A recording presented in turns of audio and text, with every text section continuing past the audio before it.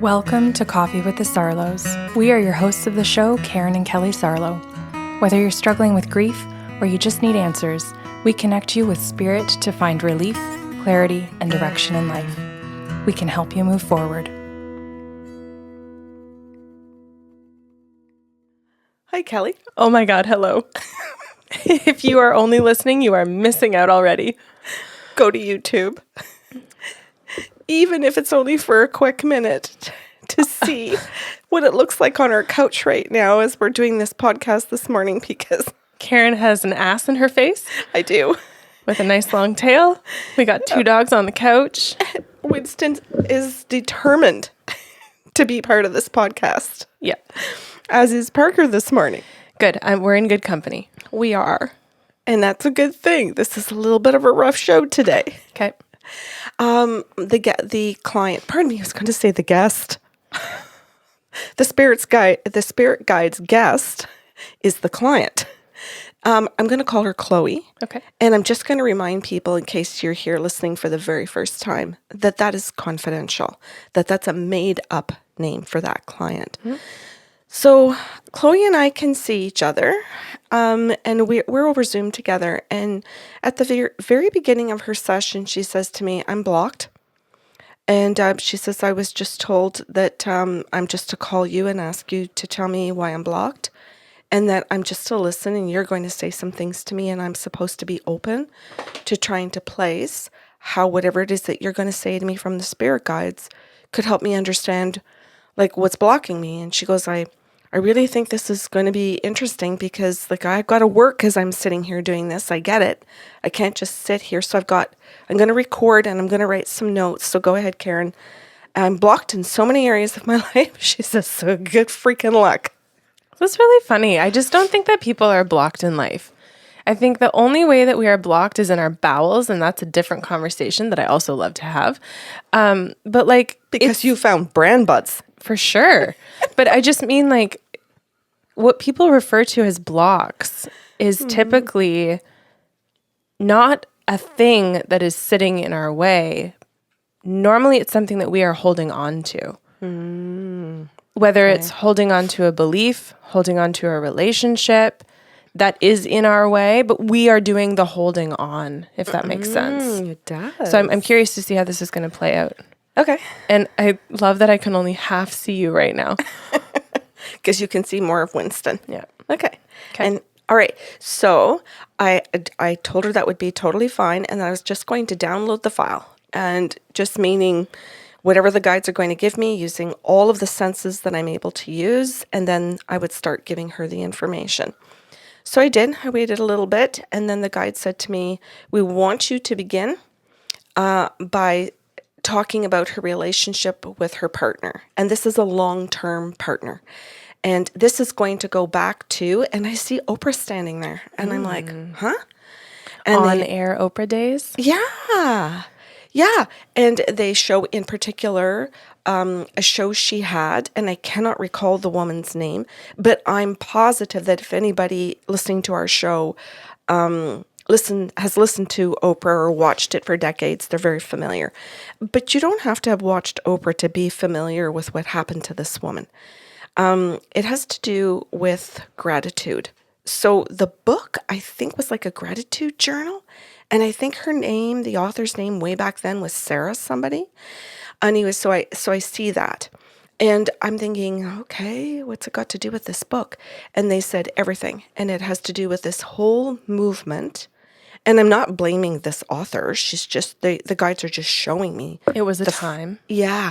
And they're showing this type of book. And they show book after book after book on one topic, and it's gratitude.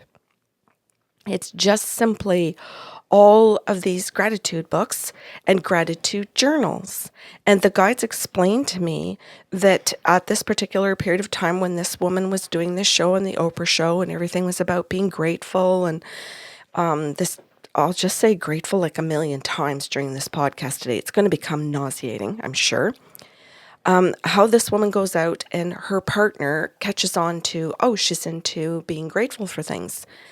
And he sees this as something that is very convenient and very helpful to his purpose in the relationship to gain control. So he buys her gratitude books so that she can read them. And then when things move to books on tape, he buys and gets her the books on whatever you call it, like Audible, like that type of platform. He buys her tons of journals at bookstores. He gives her gift sets of gratitude journals, all kinds of things, blank ones, lined ones, and then books that prompt you to what to be grateful for.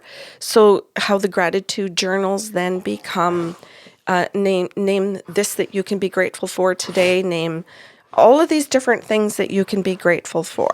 And every page upon page just goes into how we can really focus the mind on gratitude in every kind of situation.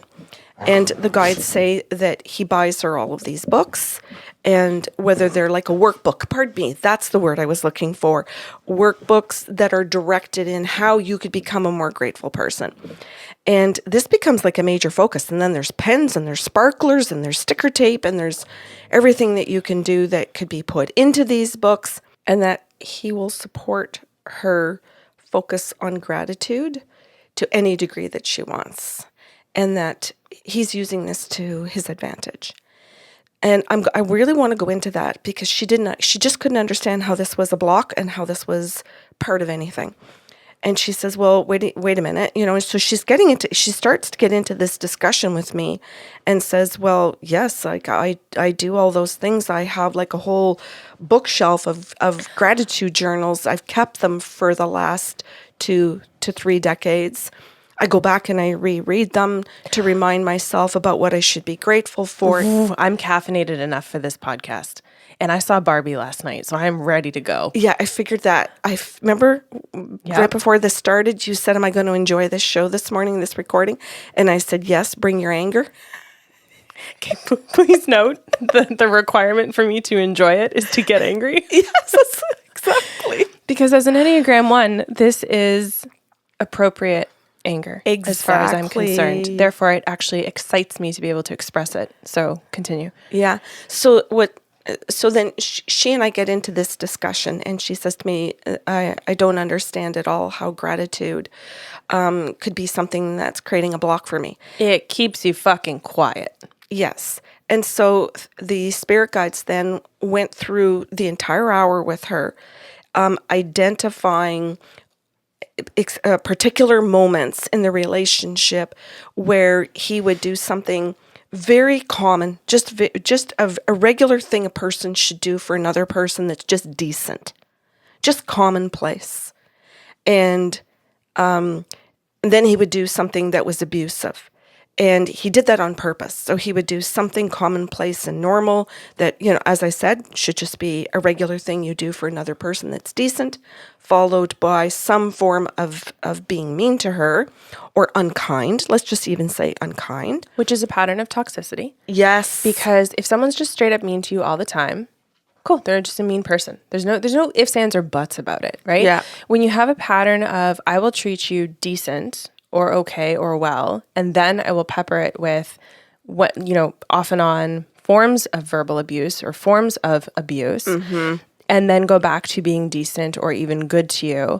It is the uncertainty that you create where the person never really knows which they're going to get and keeps them wondering, should I stay? Should I go back? Will things be okay? Will it get better?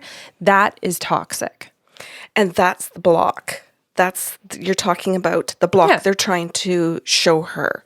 Right. But I want to point out that it's not that the person is creating a block for you. Right.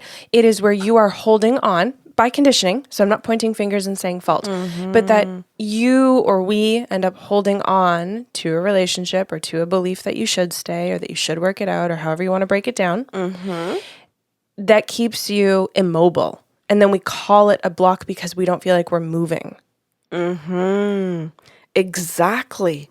So you've just described the whole purpose of what I'm supposed to do in this session is to give her all these examples of all of the things that her partner does to her that build up these beliefs, build up this toxicity, build up this hopefulness that, he's going to come back to being nice to me again.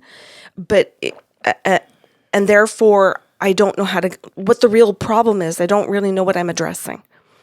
So it took us an hour to go through that entire process. And what the guides did was they pointed out the forms of verbal abuse that he was using. So they would say something like, this is diversion. Okay, which is exactly what I was going to dive into. Because when you say, well, I don't really know what I'm supposed to be addressing, if the behaviors are constantly switching and you don't know what a healthy behavior looks like and how to label an unhealthy behavior, you're going to blanket it and call it confusion. Mm-hmm. And it's only partly true because you know that there's a lack of health happening, but because you haven't found the label, you don't know what you're addressing. However, what I'm going to say or challenge people with is you feel deeply on some level the disrespect. And if all you can do is know and feel an inkling of disrespect, you might not be able to say how it happened or why you feel it, but that you feel it, you're on to something. You're on to figuring it out. Keep going. Well, she isn't in this regard because as soon as she feels the disrespect, that's when he loops her and catches her instantly and draws her attention to what she should be grateful for. Then I'll say off balance. Yes. When you feel like you have been thrown off balance, and this is why everyone needs to read Emotional Blackmail by Dr. Susan Forward to understand fog, right? Which is a metaphorical and acronym as well for the fog that abuse creates for you. So that feeling of, whoa, what just happened here? I thought we were having a good moment. Oh, okay, wait, he's back and he's saying something nice. Weird. I don't remember what just happened in the middle there, but I'll keep rolling with it. That's the toxicity. That's the abuse that people need to be aware of the pattern. Mm-hmm. And the guides talked to her and said, okay, he does all of this very consciously. And she went, what? Mm-hmm. And she just stopped and went, what? What do you mean consciously? And I said, oh, he's aware that he's getting you to focus and bringing your attention to what you should be grateful for. So the very most commonplace thing that he's done, maybe he took out the garbage, maybe, I don't know, just opened the car door, just everyday things that are just ways to be decent to another person, he now draws attention to instead of the abuse that he's given her. And time the fuck out. Yeah. I'm a big advocate for gratitude, and I keep it in all of my coaching programs for a damn good reason. And it's always focused on things that bring you joy in your life. So right now, for example, what would make my list is Winston punching Parker in the face because it's really cute and it's happening right now and we're snuggling with the dogs. I would never encourage someone to use a gratitude journal to write down the basic mundane things that a decent human being should naturally provide for you in a relationship for safety. Okay. That is fucking ridiculous, especially when it's done with the intention to mask and divert from the fact that you've just been abused. Yes. So yeah, they didn't really talk nice to me at the dinner table today, but they did take out the trash this morning and I didn't have to ask, or I only had to ask once. Mm-hmm. That is not gratitude. Mm-hmm. Or I had to ask 5 times. And one of the examples was about mowing the lawn and how he would purposely let it get really out of control, purposely because he knew it bugged her. He knew that it bothered her that all the other houses in the neighborhood looked nice and hers didn't. And then he would mow the lawn once she brought it up and was irritated and stressed about it several times. And then he'd mow the lawn and then she'd write that in her journal that he finally mowed the lawn. And so the guide said to her, yes, that when she goes back into her gratitude journal, that she should take a highlighter where she actually was grateful for commonplace things that he made a pattern out of withholding. Okay, so everything that would be written would have, he finally. Yeah. Right.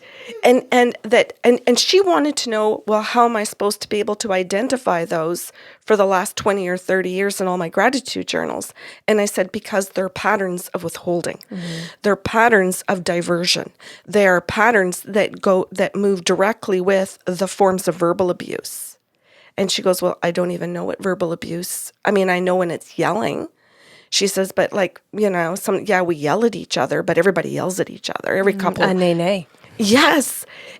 And this is where so much of the dysfunction and the toxicity has been normalized.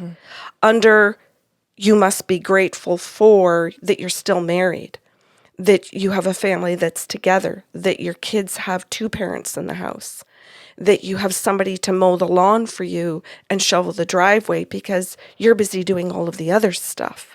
You can't really handle two more things on your plate. So be grateful for the two things that he does do because you're doing everything else. Oh my God.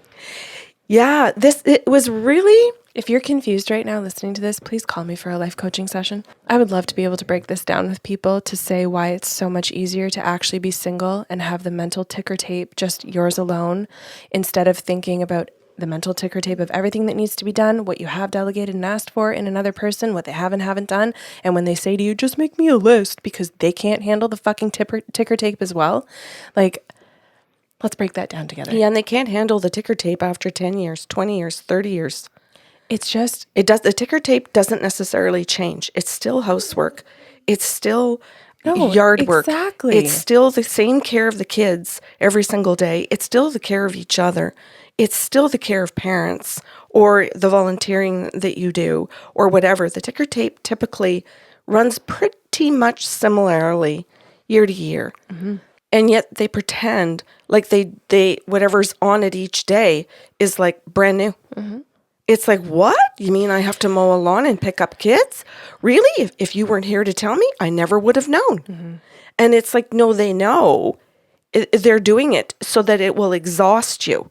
They're doing it so that eventually you will give up and do it yourself.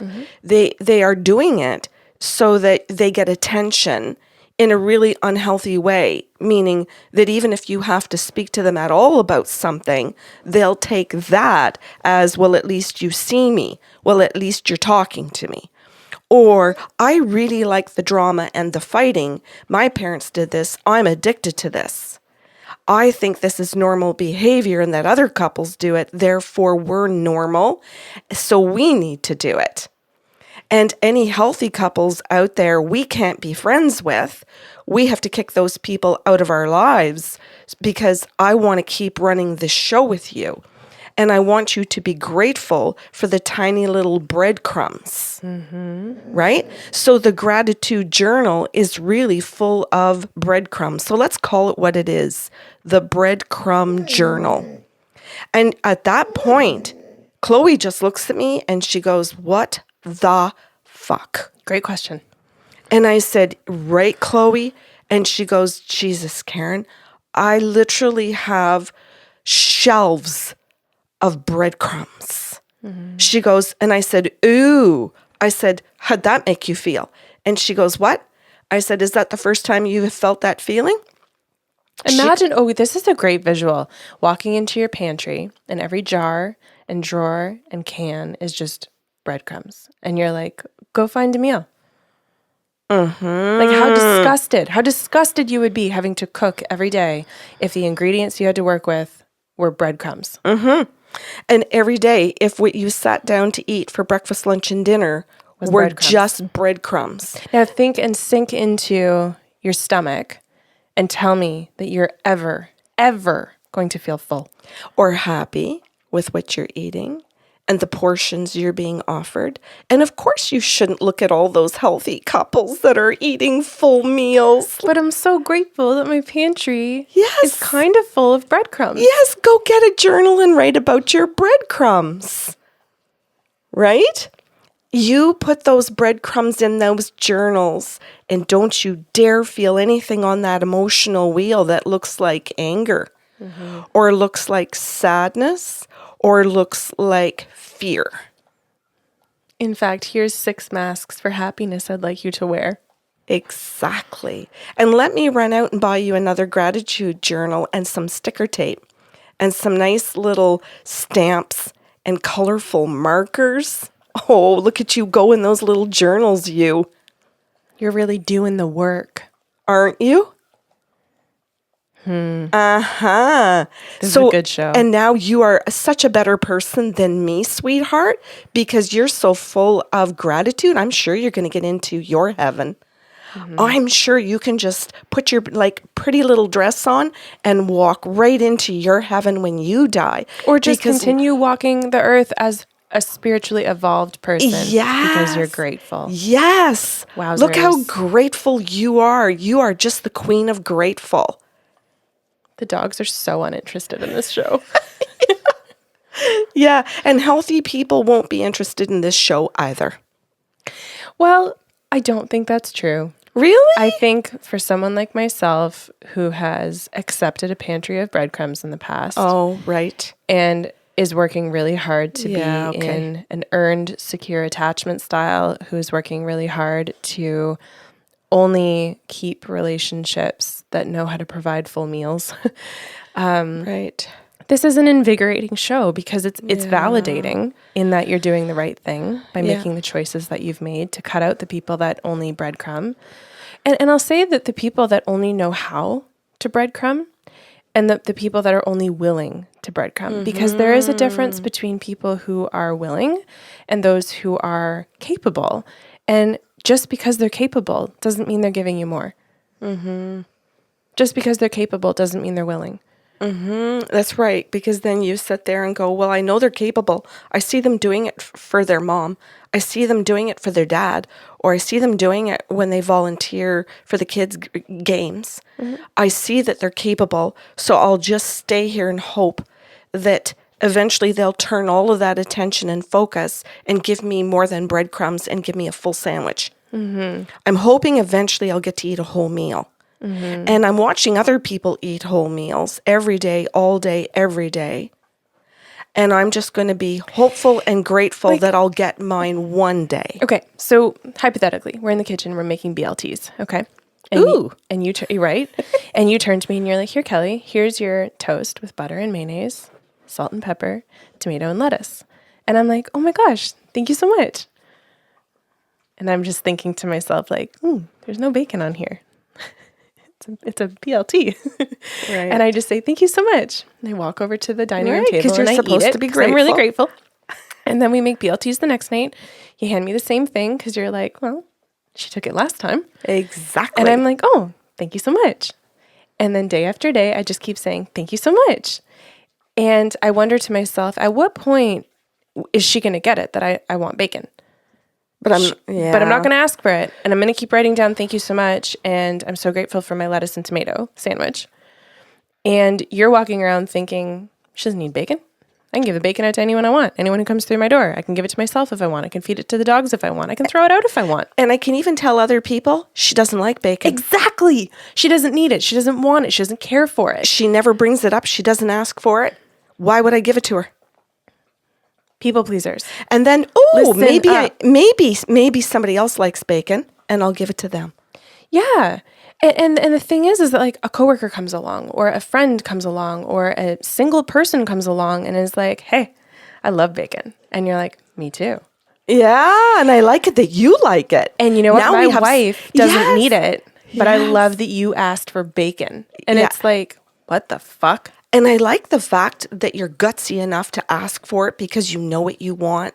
Because I've got this woman at home that, I don't really know if she likes it or not. And I don't ask anymore, and there's just a lot of gratitude journals in her pantry about how much she likes the lettuce, tomato, and other things on that sandwich, really.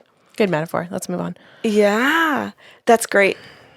So, getting back to her session, there was conversation around the ways and the forms of verbal abuse. So literally what the guides did was they would say where he would do something to her like that would undermine her, but then do something else and have her be grateful for the other thing while he was undermining her.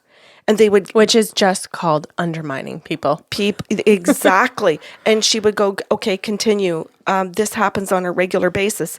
And then she goes, okay, Karen, she goes, this is terrible because I'm training my kids to be grateful for the very same things. And I said, yes. And I said, and I see where you've encouraged your very young children to draw what they're grateful for. And I said, and I've also been told by the spirit guides that when you guys get in the car and go for road trips, one of your games in the car is to list what you're grateful for each day. And she goes, well, is that a bad thing? No, but your answers can absolutely suck. And you and I just did this the other night, actually. We were on the way to the Barbie movie, and you said, Kelly, name me 3 things that you absolutely loved about your day today. And then I was thinking about it, and you went, for you. You just changed it slightly, and you went, just for you. Meaning that I can't list that my client had a success and that she was really happy today. Because that would be for the client. I can be grateful for that. But your question was, what are you grateful for you today? So it had to be something that filled me up in particular, not by proxy filling another person up. Yeah, I'm happy that they're happy. Exactly. So it's not a bad game. It's a wonderful thing to play. And both of those scenarios are beautiful. But if all you're ever doing is playing the gratitude game by saying, I'm grateful that another person feels full. Where are you? Where is your life? Exactly. What is your existence? Yes. And so we were pointing out where she was disappearing. And then another example was where things were really shitty, where it was just a terrible experience. It was, I'm just going to say, there was nothing to be grateful for at all. Where he did something that was very hurtful, and he would say to her, well, what lesson can you take away from that? That's spiritual abuse. Yeah. And then she'd try and find the lesson. Well, and she'd try and look for some kind of a lesson. And he'd go, well, there you go. That's what you can be grateful for then. And she'd look at me and go, what's wrong with that? This is the problem with the whole, well, a few things. The problem with what people have deemed the law of attraction, because it's not that. And also, everything happens for a reason. This stupid fucking cliche that everything happens for a reason, so I must draw a lesson from it, or I must make meaning out of something I don't enjoy. Yes, and then be grateful for it. Instead of just calling it what the fuck it is. Exactly. If someone is standing in front of you or however, and they are delivering verbal abuse, and your inclination is to say, well, what can I learn from this? Instead of saying, what is happening? Then you are being spiritually abused, conditioned to spiritually abuse yourself, and to systematically continue to erase yourself. So that you just feel like you're supposed to be one big lesson, and you're conditioning yourself into shame to believe that everything must be your fault if something is not going well for you. So now there's no personal responsibility for anyone else. Everything is your fault. Exactly. If you are listening and you are confused and or exhausted, you are likely inside of this. Yeah. And then we had a little talk about his use of cliches. And she went, yeah, but everybody uses cliches. No, they don't.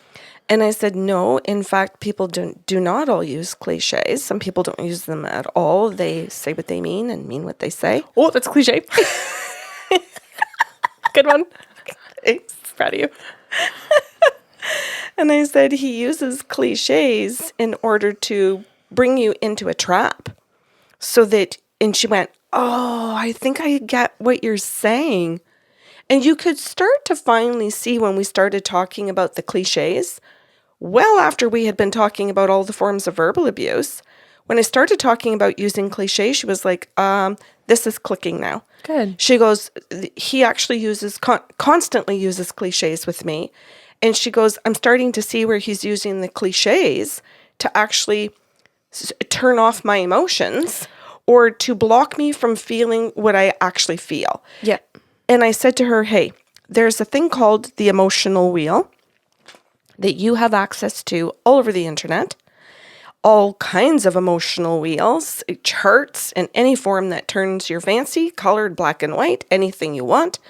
And I said, it might really serve you to take out the emotional wheel and to take highlighter pencils or markers or whatever, and start recognizing the feelings that as soon as where you start to feel them, he blocks you from them by putting you into using cliches so that eventually you fall down this road. Always where you end up is being grateful for something, and that you actually are being diverted away from what is truthful. Mm-hmm. And she goes, okay. She goes, I can do that. I've recorded this. I've heard the homework. I'm willing to do it. Good. And the guides came in and said, tell her that one of her steps forward is to know the forms of verbal abuse. But we think we've made that very clear since the beginning of the session, that without knowing the forms of verbal abuse, she's not really able to recognize what he's actually doing that is part of all of this pattern of I'm going to use the forms of verbal abuse, but I'm going to keep you diverted on your gratitude shit so that I can continue to get away with this. Mm-hmm. And in the process, we are going to block you from feeling your authentic feelings. Mm-hmm. And when I said that to her, she went, my what feelings? And I said, authentic.